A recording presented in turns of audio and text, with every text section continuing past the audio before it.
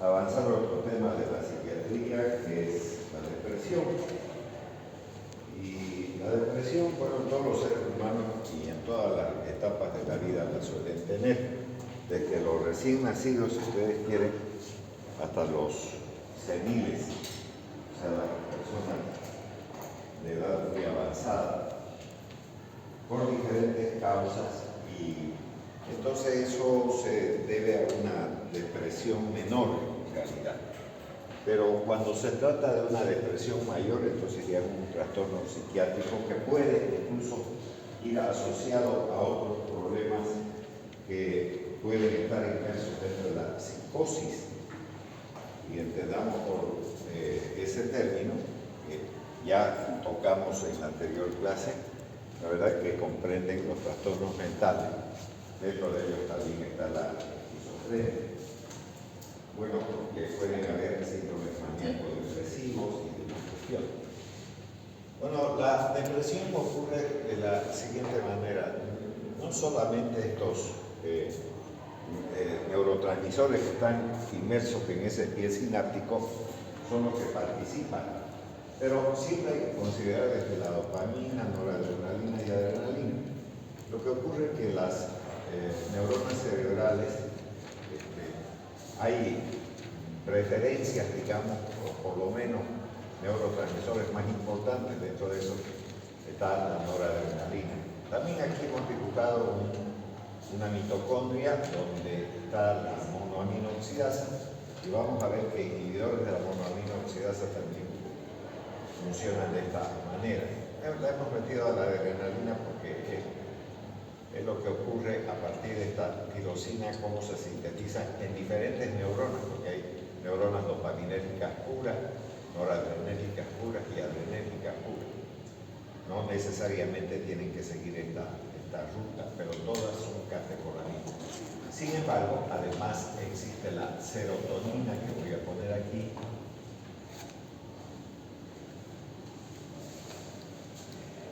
que tiene que ver con la depresión. También se denomina en los libros 5-hidroxitriptamina o serotonina, es exactamente lo mismo.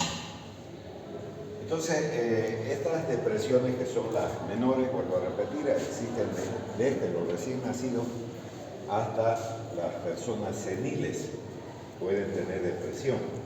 Por ejemplo, cuando está transcurriendo la edad de 12, 13 años, empiezan a haber en muchas personas unos desequilibrios de la forma de pensar, de la transición, si se quiere, de la niñez a la juventud. Entonces, mujeres y hombres suelen tener crisis profundas porque se están poniendo en marcha las hormonas y demás cuestiones que llevan a distintos trastornos, ¿no?, de la conducta del ser humano. Pero puede haber depresión, por ejemplo, en los niños por fallecimiento de sus padres, puede haber depresión en los jóvenes que no le compran un zapato o un vestido, puede haber depresión, porque no va a una fiesta, porque le salió acné en la cara, se siente feo, y entonces hay esos desequilibrios que no son depresiones menores. Incluso cuando alguien da un examen malo, todo ese tipo de cosas puede generar depresión, pero las depresiones mayores son graves, y cuando eso ocurre, la gente tiene la tendencia de suicidarse, de matarse, porque suele decir esa persona que tiene depresión profunda, ¿no?, que no tiene sentido su vida, que no sé para qué había nacido, se siente mal, y entonces está como la canción del gusanito: nadie me quiere, todos me odian, ¿no? Algo así, ¿no, verdad? Y entonces tiende a suicidarse. Entonces, una de las cuestiones más importantes es el hecho de que pueda llegar a desaparecer del planeta Tierra en cualquier momento. Y esto lo digo con la finalidad de que cuando esté haciéndose un tratamiento no vayan a pensar que las cosas son como los cirujanos quieren. Los cirujanos a los anestesistas lo viven evolucionando porque creen que al poner el medicamento va a funcionar la anestesia en un segundo como magia, y eso no es cierto. Todo medicamento tiene un tiempo para poder actuar, y cuando hablamos de los antidepresivos, obligatoriamente tienen que dejar pasar 2 semanas.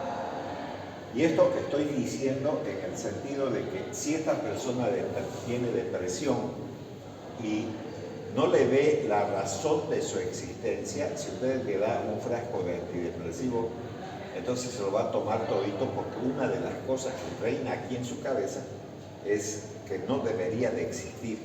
No hay una razón para que siga viviendo. Entonces no le podemos dar los medicamentos a ellos, sino que hay que darle a una tercera persona para que controle eso hasta que pasen alrededor de 2 semanas, para que haga recién un efecto de verdad antidepresivo. Con alguna tableta no se logra eso.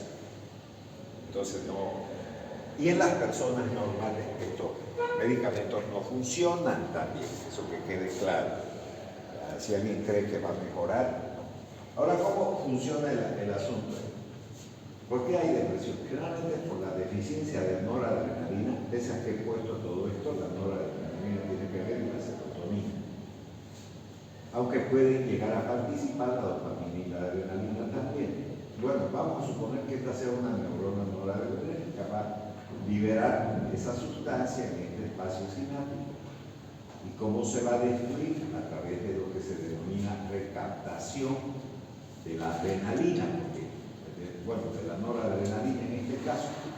Esa recaptación permite que ingrese la noradrenalina de nuevo al pie sináptico para que sea destruida por esta monoaminoxidasa. Y que quede claro, 2 monoaminoxidasas tienen mucha importancia en el organismo humano, y dentro de esas 2 monoaminoxidasas está la monoaminoxidasa A y la monoaminoxidasa B. Esta A está relacionada con la depresión, sin embargo, esta monoaminoxidasa B está relacionada con la enfermedad de Parkinson. Entonces, desde el punto de vista de la depresión, tuviésemos que ver esta monoaminoxidasa A cuando veamos los denominados IMAO, que son los inhibidores de la monoaminoxidasa. Inhibidores de la monoaminoxidasa. Entonces, esta recaptación es bloqueada por los antidepresivos tricíclicos.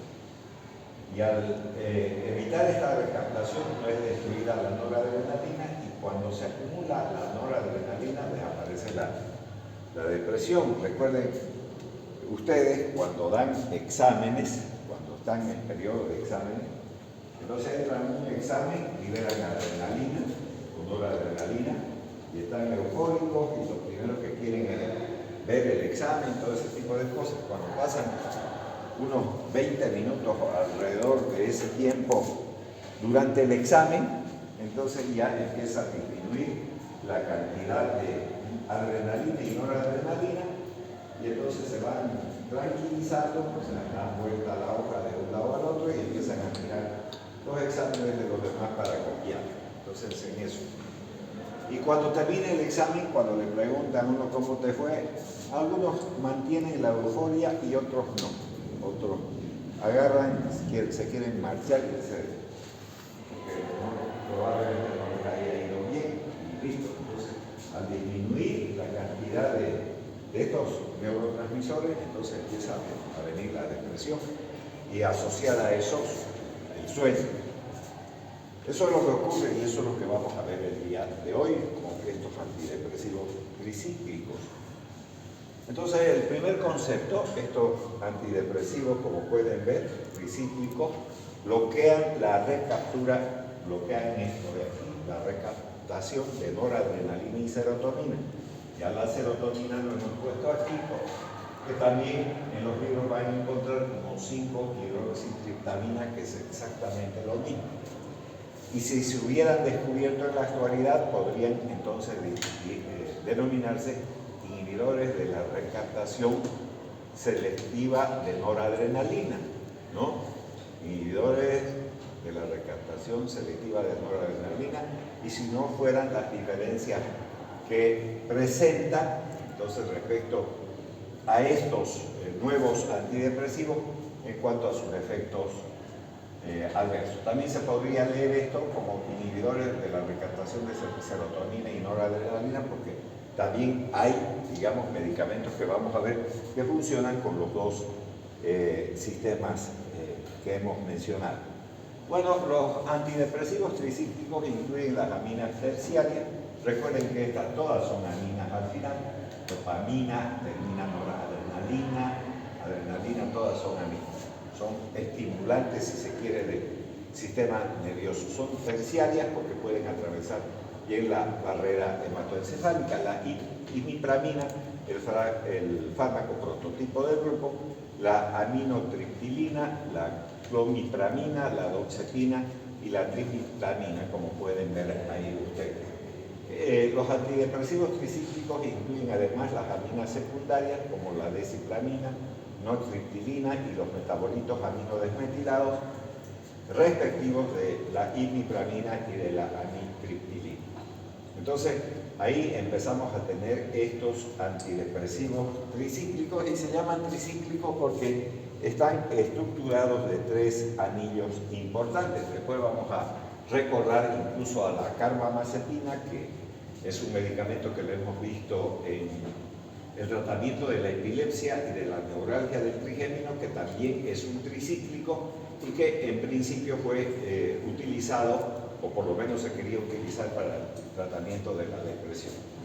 Bueno, la mamotriptilina y la amoxapina son antidepresivos tetracíclicos afines que suelen incluirse en el grupo general de los antidepresivos tricíclicos. Todos ellos poseen entonces una terapéutica similar, de modo que la elección del fármaco puede depender de ciertas circunstancias, por ejemplo, la tolerancia del paciente a los efectos adversos, que suelen aparecer muchos de ellos dependiendo del tipo de antidepresivo, la respuesta previa a las afecciones médicas no existentes y la duración de acción. Cuando hablo de los efectos adversos, vamos a observar algunas cosas. Si son aminas, aquí está metida la dopamina, y recuerden que la dopamina tiene una actividad importante sobre los receptores dopaminérgicos 2, eso hemos hablado en la enfermedad de Parkinson, y también hemos visto que la dopamina juega un papel preponderante, ¿no es cierto?, con respecto a la esquizofrenia, que es otro trastorno neurológico importante. Y vamos a ver que dentro de estos fármacos antidepresivos tricíclicos hay algunos que inhiben también los receptores dopaminérgicos 2. Y lo vamos a poner a los receptores dopaminérgicos 2 cuando lleguemos a la diapositiva respectiva. Recuerden que en la anterior clase he puesto aquí Parkinson, que esto está relacionado con la sustancia negra, y hay una deficiencia de dopamina, o sea, una deficiencia de dopamina sobre la acción sobre los receptores dopaminérgicos, y por el otro lado, cuando se está realizando tratamientos para la esquizofrenia, entonces estamos hablando de fármacos que deberían de bloquear este receptor. Hoy también vamos a tocar este mismo receptor un tanto más adelante. Obviamente que no todos actúan sobre eso, pero van a haber algunos que sí tienen ese tipo de acción, sobre todo bloqueante de esos receptores.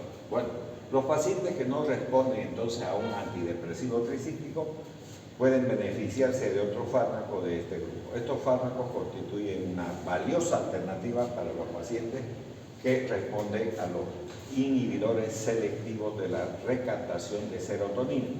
Inhibidores selectivos de la recaptación de serotonina. Entonces ya está apareciendo también el otro neurotransmisor que está relacionado con la depresión. Bueno, el mecanismo de acción, entonces los antidepresivos tricíclicos y la amoxapina son inhibidores potentes de la recaptura neuronal de noradrenalina y serotonina en las terminaciones nerviosas presinápticas. Vuelvo a repetir, esto imagínense como si fuese una ruedita Entonces, si se trata de la noradrenalina liberada al espacio sináptico, mientras haya esto, entonces no existe depresión, pero si hay la recaptura y la destrucción por la monoaminoxidasa, entonces disminuye la cantidad de noradrenalina y entonces aparece la depresión. ¿Qué tengo que hacer? Bloquear este elemento que recaptura ese neurotransmisor, hago que se acumule noradrenalina y mejoro la depresión. Recuerden que también hablé de la cocaína que hace eso mismo, sin embargo la cocaína no es un antidepresivo tricíclico, aunque también actúa en la recaptación. Bueno, a concentraciones terapéuticas no bloquean los transportadores de dopamina, ya vuelve a aparecer nuestro neurotransmisor que ya hemos estado hablando de la enfermedad de Parkinson y también, no es verdad, de la esquizofrenia. Recuerden que hemos hablado bastante de la dopamina que está metida en el ciclo de la formación de la noradrenalina.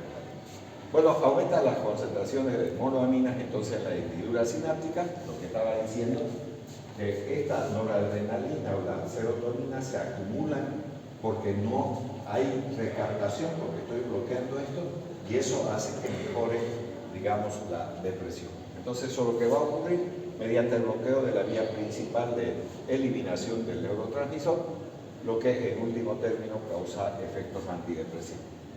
La maproptilina y la descipramina son inhibidores selectivos de la recaptación de noradrenalina. Fíjense que aquí ya estamos mencionando dos fármacos que son propios para evitar la recaptación de noradrenalina, como hay otros que no son selectivos y que pueden tener acciones diferentes tanto con este neurotransmisor que es la noradrenalina o la serotonina, y hay algunos otros que son exclusivamente inhibidores de la recaptación también de serotonina solo, no de noradrenalina. Entonces depende del paciente para poder utilizar uno u otro.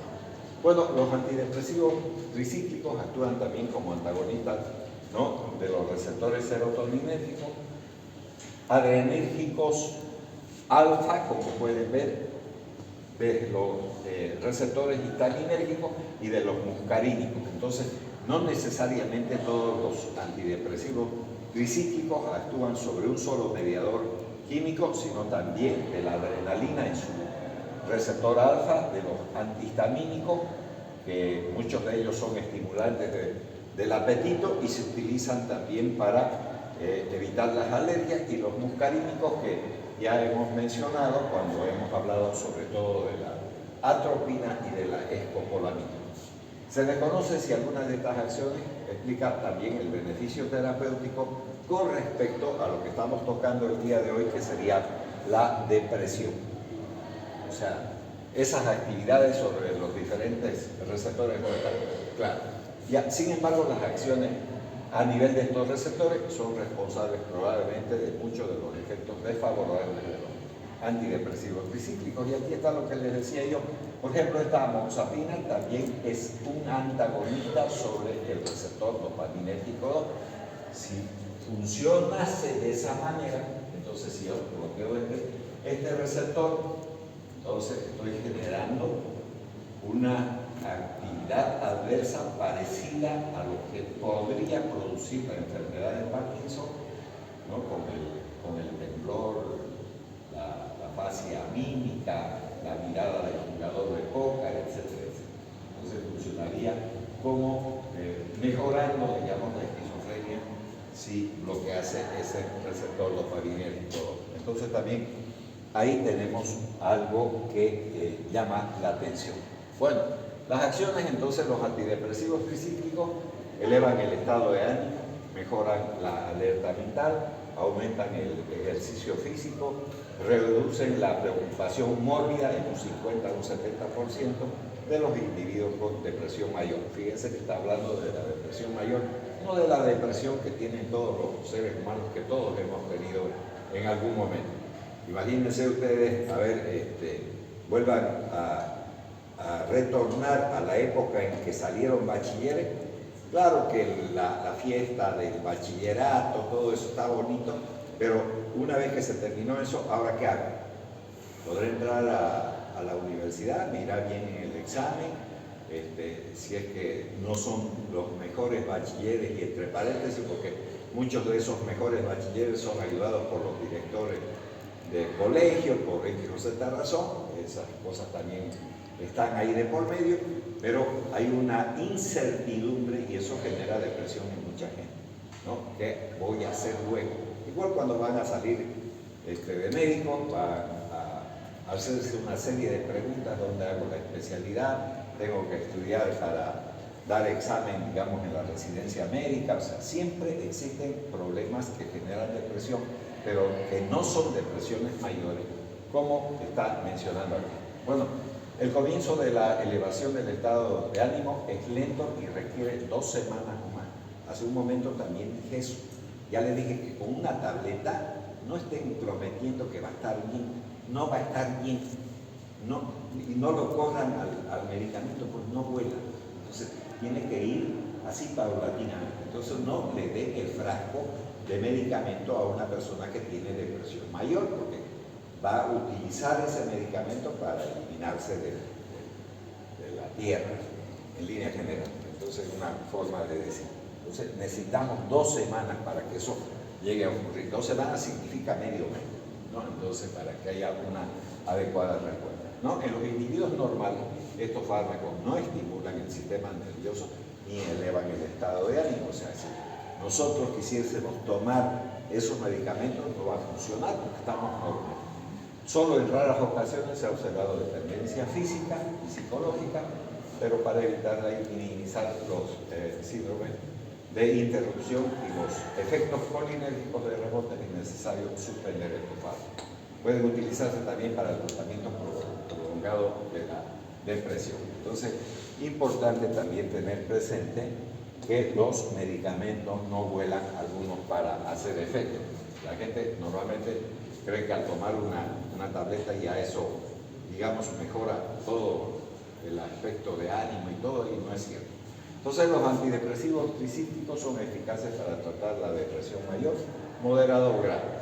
Algunos pacientes con trastornos de angustia también responden a estos fármacos.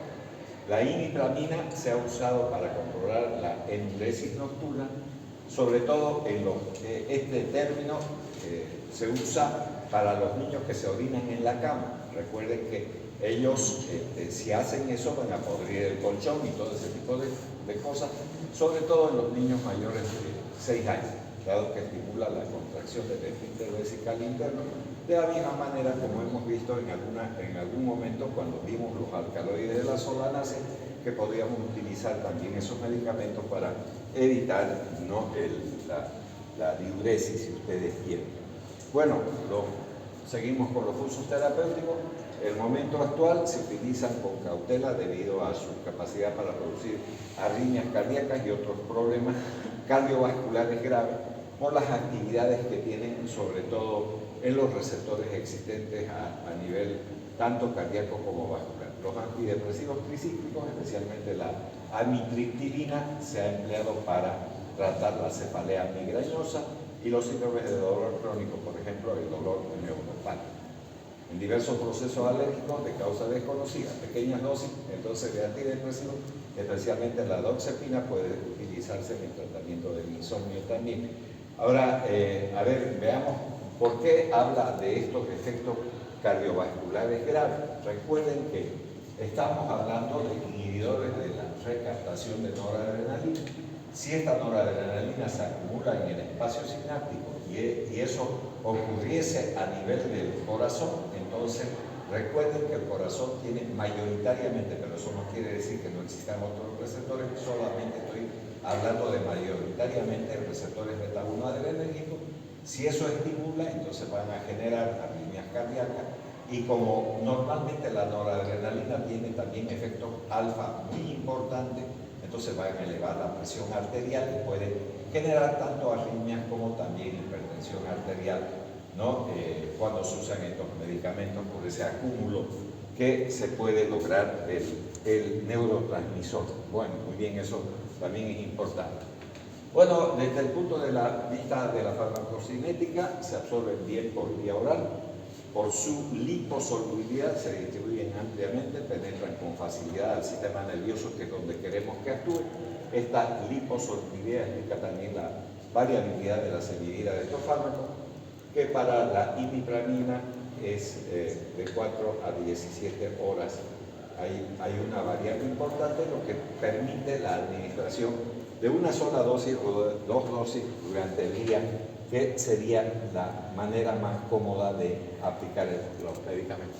También como de su variable metabolismo del primer paso por el hígado, la biodisponibilidad de los antidepresivos es escasa y inconstante. Por lo tanto, deben de ajustarse las dosis a partir de la respuesta del paciente y de los niveles plasmáticos. Esto también es importante tenerlo presente, porque no vale la pena hacer tratamientos por teléfono. Siempre uno tiene que ver el paciente, para eso se forman médicos, para que estén en el lugar donde existe el paciente y valorar la respuesta farmacológica, y no estar dando por teléfono, porque hay que ajustar las dosis cuando uno está haciendo el tratamiento a su paciente. El periodo inicial del tratamiento es típicamente de 4 a 8 semanas, porque recién a los 15 días vamos a tener una respuesta apreciable del medicamento, ¿no? O de cualquiera de ellos que sea el más indicado para cada uno de los pacientes.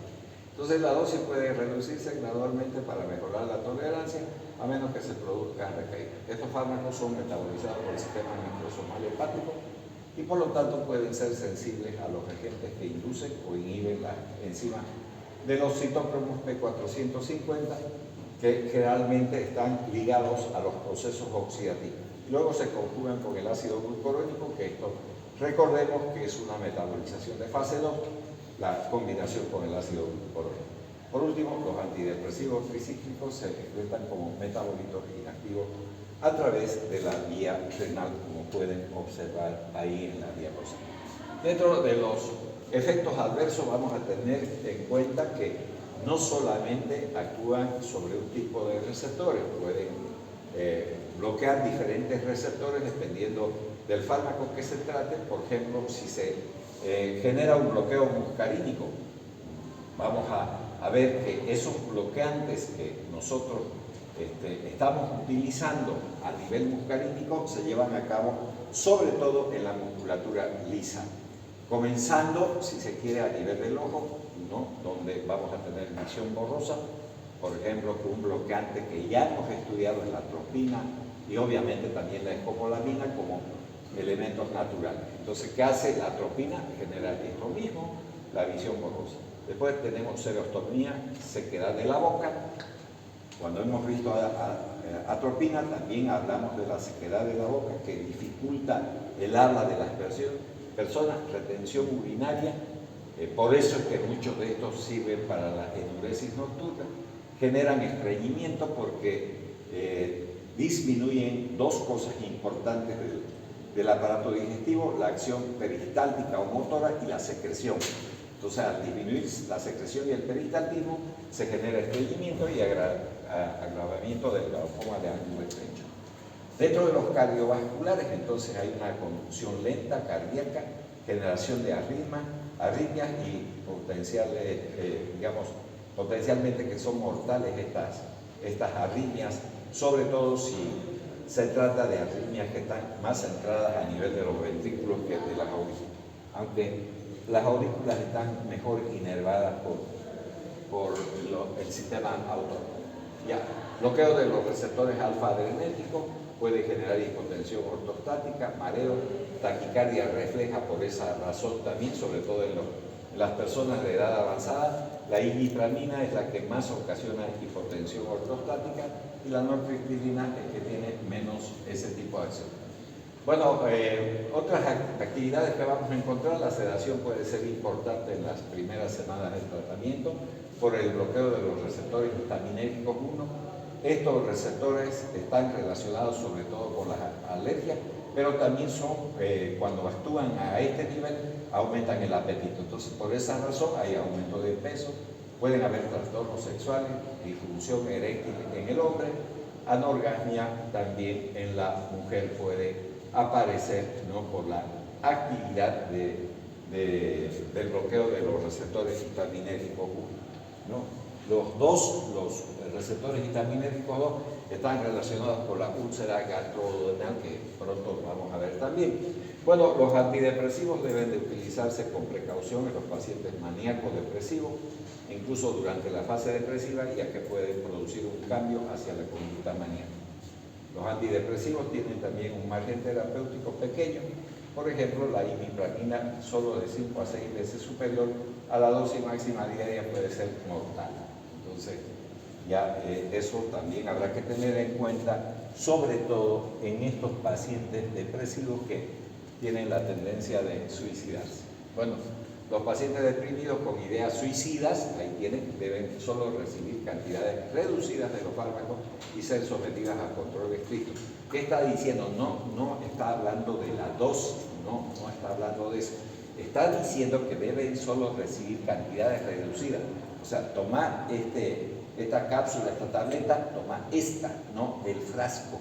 Porque si hacen eso, entonces él al tener el medicamento en frasco se lo va a tomar todito, porque una de las razones por las cuales tiene depresión termina siempre en ¿para qué existo? ¿Por qué vivo? No tiene sentido mi vida. Eso es lo que piensa. Entonces puede exacerbar ciertas afecciones médicas como la angina inestable también, la hiperplasia prostática benigna, la epilepsia y las arritmias preexistentes. También hay que tener precaución al emplearlos en pacientes muy jóvenes y los ancianos. Que, vuelvo a repetir, la depresión no es una cuestión de una edad en sí. Bueno, dentro de las interacciones farmacológicas, ¿qué dice? Si usted usa inhibidores de la monoamina oxidasa, va a haber un refuerzo mutuo, sobre todo a nivel de la hipertensión, hiperpirexia, confusión y coma pueden llegar a provocar. Los fármacos adrenérgicos, si toma con los antidepresivos, potencian los efectos de las aminas biógenas al evitar que éstas se eliminen, digamos, a través de la hendidura sináptica, porque si estamos dando, por ejemplo, adrenalina y le estamos dando antidepresivos que están evitando esta recaptación, entonces hay una acumulación aquí y más lo que le está aumentando, entonces van a provocar una sumatoria de medicamentos que tengan ese tipo de actividad. Por otro lado, el etanol, el alcohol y otros depresores del sistema nervioso generan sedación tóxica, y los fármacos adrenérgicos de acción indirecta bloquean los efectos de los simpático-miméticos de acción indirecta al evitar que alcancen los lugares de acción intracelular. Entonces, eso también habrá que tener presente a la hora de administrar medicamentos de manera conjunta. Ya, y la bibliografía de donde fue extraído el tema. Muy bien, vamos a ver el otro temita, que son los inhibidores de la monoamina oxidasa. Primero vamos a ver de manera general y a pesar que vamos a ver este otro tema antes de eso también. A ver.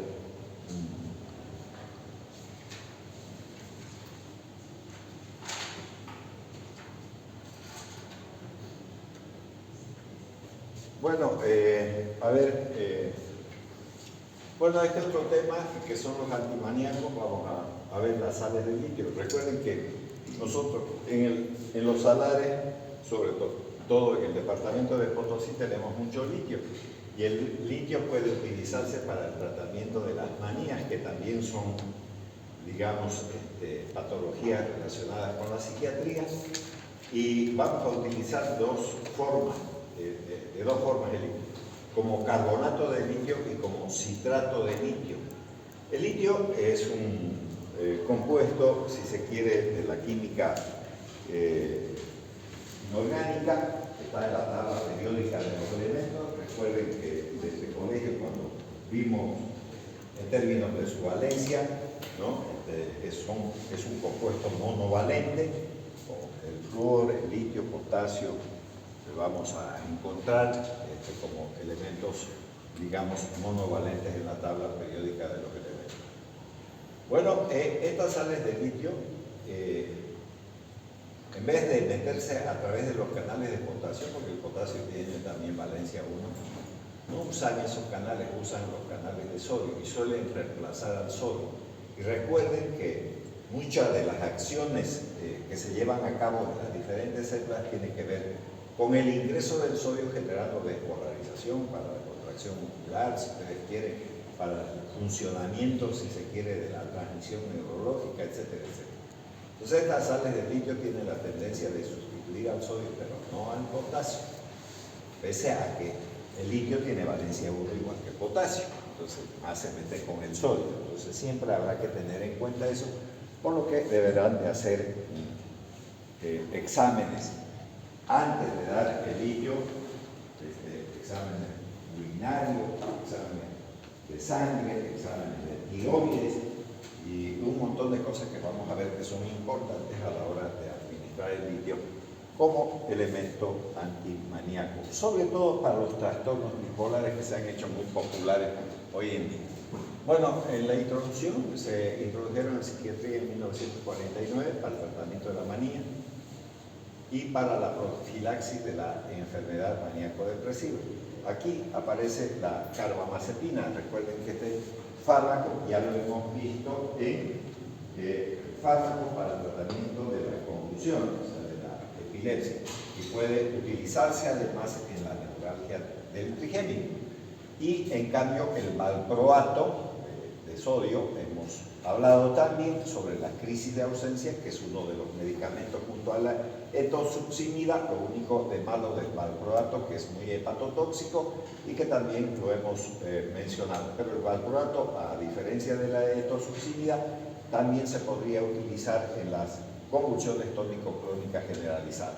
Entonces, pero como dice aquí, la carbamazepina y el valproato se emplean también para la manía, no solamente para los estados convulsivos. Y hemos hablado también acerca de los mecanismos de acción de ambos fármacos. Bueno, el litio es un metal alcalino monovalente, ahí tienen ustedes, del que se utilizan varias sales, sobre todo el carbonato y el citrato de litio, son los que se usan desde el punto de vista de la psiquiatría. El mecanismo de acción de estas sales no está del todo bien definido, es decir, no se conoce muy bien el mecanismo por el cual el litio mejora estos aspectos. Bueno, el litio es capaz de pasar por los canales de sodio, fíjense ahí tienen, ¿no? Voltaje dependientes, pero no por los de potasio, o sea que no tiene nada que ver la valencia en línea general. Y puede alterar entonces los procesos de trasiego o cambio iónico. O sea, puede cambiarse el litio por el sodio, pero en los canales voltaje dependiente. Recuerden que esos canales voltaje dependiente, sobre todo los tenemos en el corazón y en el sistema nervioso. Entonces, se ha sugerido igualmente que el litio podría competir por los sitios de fijación del calcio y afectar la liberación calcio dependiente en los neurotransmisores. Recuerden que los neurotransmisores, o sea, todos estos neurotransmisores, todos los que no hemos puesto en un pie sináptico, siempre necesitan del calcio para que las vesículas que contienen estos neurotransmisores puedan llegar a la membrana presináptica y liberar su contenido. Entonces puede competir con el calcio y entonces de mejorar el funcionamiento de las neuronas también. Bueno, efectos en los neurotransmisores, que eso es lo que nos interesa al final de cuentas. Potencia algunas acciones de la serotonina, volvemos a hablar de la 5-hidroxitriptamina o serotonina, puede disminuir el retorno de la dopamina y la noradrenalina, aunque no está de todo eso confirmado, y al parecer también bloquea el desarrollo de la supersensibilidad de los receptores de dopamina. También puede aumentar la síntesis de acetilcolina, como pueden observar aquí en la diapositiva. Recuerden que la acetilcolina es un neurotransmisor sobre todo del parasimpático, aunque del simpático también preganglional. Posiblemente por una creciente captación de colina en las terminaciones nerviosas. Recuerden que se forma a partir de la acetilcoenzima A y ese aminoácido denominado colina para que se forme la acetilcolina. Algunos estudios indican que el aumento de la actividad colinérgica mitiga la manía también. Entonces, puede estar relacionado con eso. Bueno, este es en líneas generales el teórico mecanismo de acción. En esta parte ustedes pueden ver que están todas las siglas que nosotros vamos a encontrar ahí, por ejemplo, el monofosfato de inositol o el inositol monofosfato, como quieran leerlo, la fosfolipasa C, la proteína acopladora, que es la proteína G, ¿no? Después tenemos el 4,5-bifosfato de inositol o inositol bifosfato y el diacilglicerol, que es el DAC. Bueno, veamos cómo funciona esto.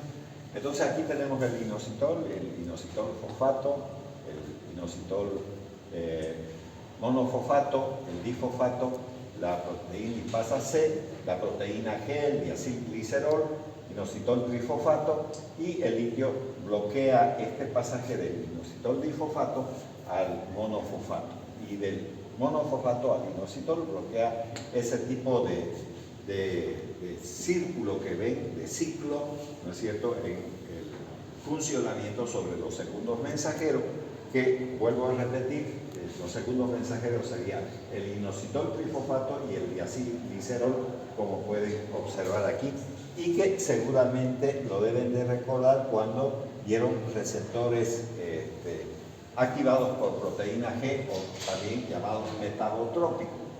Ya el trastorno afectivo bipolar, que es donde se va a utilizar el carbonato de tóxico de litio, es el tratamiento ideal para el trastorno bipolar, especialmente en la fase maníaca. Puede utilizarse concomitantemente con las benzodiazepinas.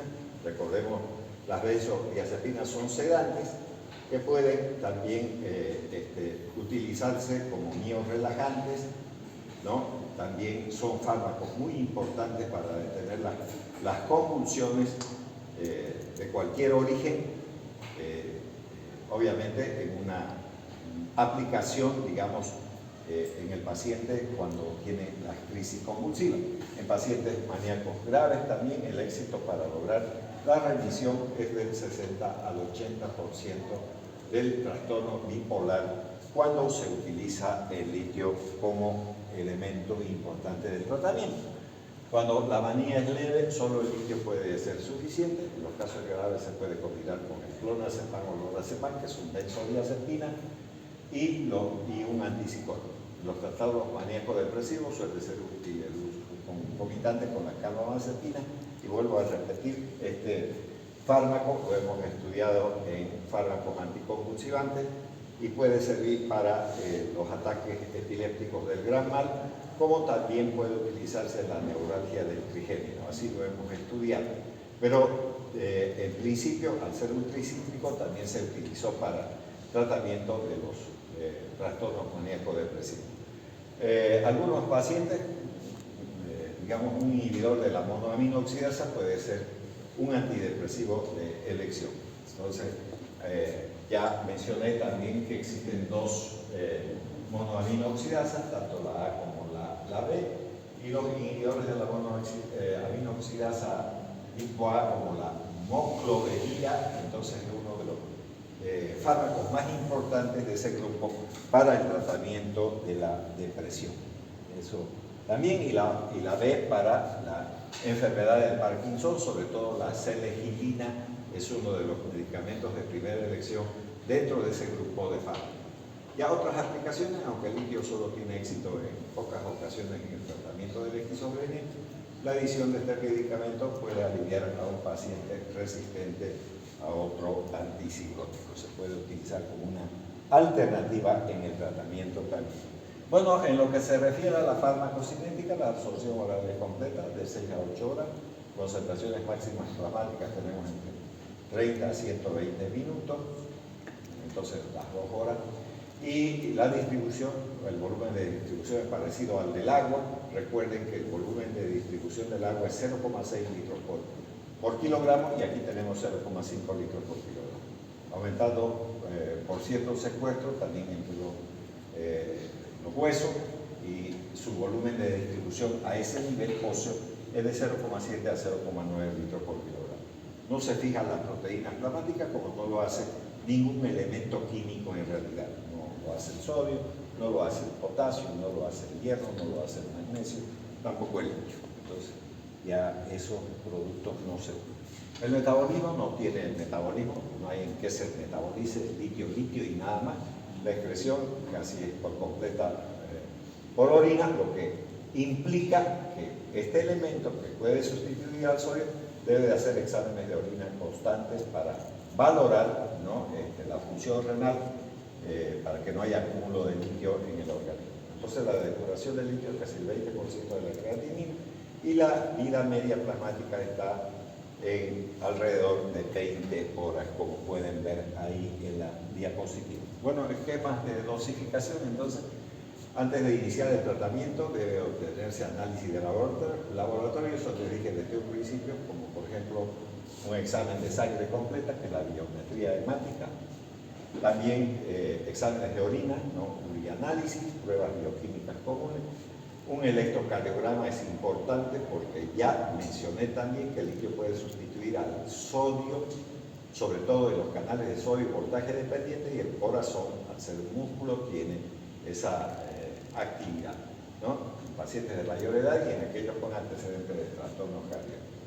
La edad, peso, función renal deben de considerarse y determinar las dosis iniciales adecuadas de carbonato de litio. También hay que hacer estudios sobre todo la glándula tiroidea. Es importante hacerlo porque también tiene acciones sobre eso. Recuerden que la hormona tiroidea es una hormona importante, sobre todo en el desarrollo mental. Bueno, una dosis inicial de 0,5 milequivalentes producirá una concentración sérica de litio en el intervalo de 0,6 a 1,4 milequivalentes después de una semana de tratamiento si la función renal es normal. Bueno, cada unidad de dosis de 300 miligramos de carbonato de litio contiene aproximadamente 8 milequivalentes de litio. O sea, 300 miligramos es igual a 8 milequivalentes de litio. Bueno, la dosis diaria puede oscilar entre 600 y 3.600 miligramos. Estamos hablando de esto.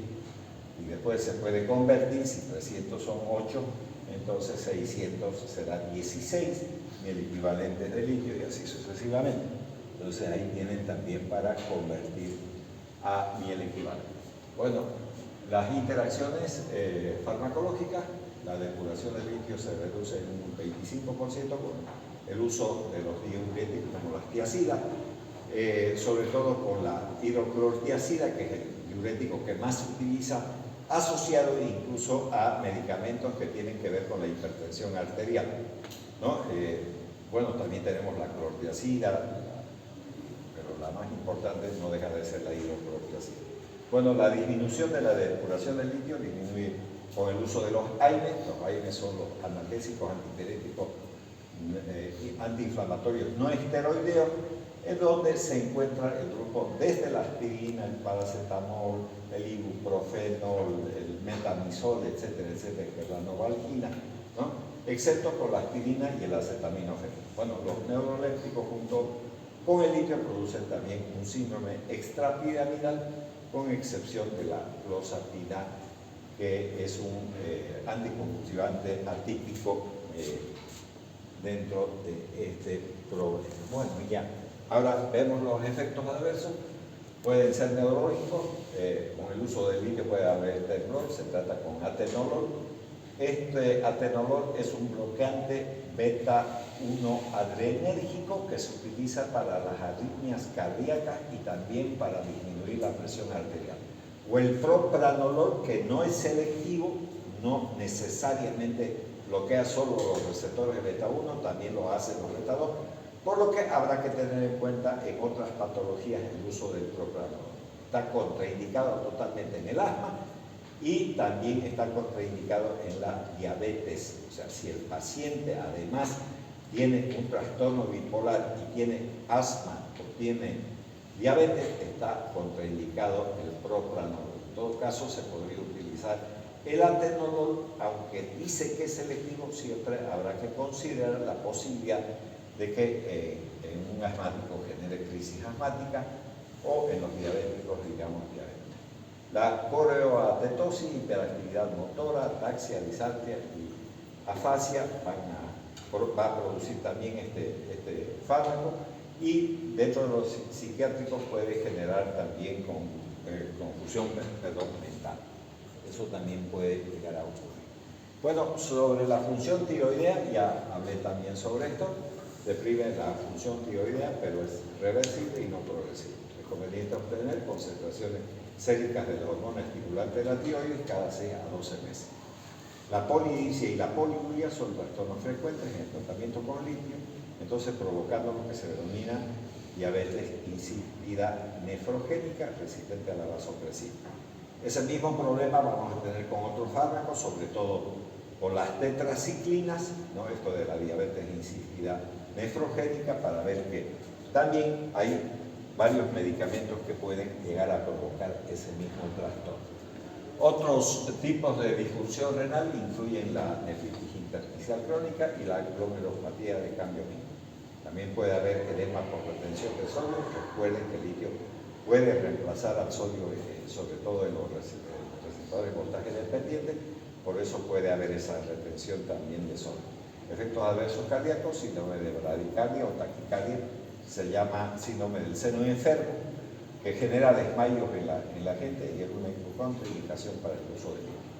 Con frecuencia se observa también aplanamiento de la onda T en el electrocardiograma, y ustedes saben que ya la onda T significa repolarización ventricular y ahí va a haber también ese aplanamiento, como dice la diapositiva. Ya, sobre el embarazo, en realidad no produce muchos problemas a nivel del bebé, pero cuando nace se aumenta la concentración de litio en la madre. Entonces eso hay que tener mucho cuidado. Entonces en pacientes con buenos niveles de litio en el plasma durante el embarazo, después del parto estos valores suelen llegar a cifras tóxicas. O sea, nace el niño y aumenta las concentraciones, no porque haya tomado más, sino que al salir líquido juntamente con el niño, se concentra en la dosis o la concentración plasmática y puede llegar a tener, digamos, o generar toxicidad. El litio es transferido a la leche materna, siendo 1/3 de la concentración sérica, lo que convendría en alguna medida alternar la leche del pecho con, digamos, mamadera para que no genere problemas en el recién nacido. La intoxicación en recién nacido por litio entonces se va a manifestar por depresión, generando letargo. Además puede provocar cianosis, escasa succión bajo reflejos de Morph y tal vez hepatomegalia también. Entonces hay una actividad importante sobre el sistema neurológico del niño que no es conveniente someter. Mejor si le dan, digamos, mamadera. Bueno, muy bien, con esto vamos a terminar el día de hoy para no cansarnos mucho.